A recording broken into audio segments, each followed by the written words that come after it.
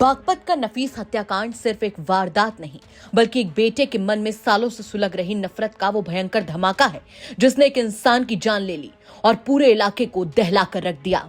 अम्मी की दूसरी शादी पर मोहसिन खौल उठा और ऐसा खौला कि चाचा नफीस पर बरस पड़ा और उसका कत्ल करके बदला लिया। दरअसल जानकारी के मुताबिक मोहसिन अपनी मां शब्बो की दूसरी शादी से अंदर ही अंदर जल रहा था।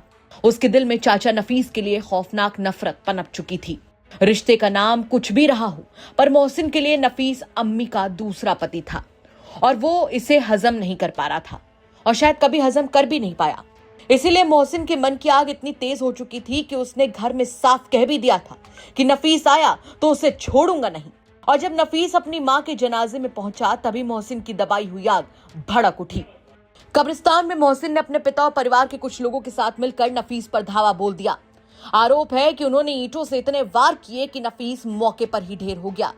जनाजे का सन्नाटा अचानक चीखों में बदल गया और फिर ऐसी खामोशी छाई कि सबके रोंगटे खड़े हो गए। आपने उनसे शादी करी थी क्यों? हाँ, पहले कोर्ट में रिश्ता अच्छा, तो वे धमकी दे रहे थे आपको? क्या थे? मारे गए जब ब्याह हो गया 5 साल में हम 5 साल में कल इसके साथ हो गया। सास के अपनी मां के मम्मी बोल रही उनके पीछे आए थे। क्या क्या धमकी देते थे? आपके बेटे भी धमकी देते थे आपको? जो जान से लड़की है भैया, जान से मारे गए। क्या धमकी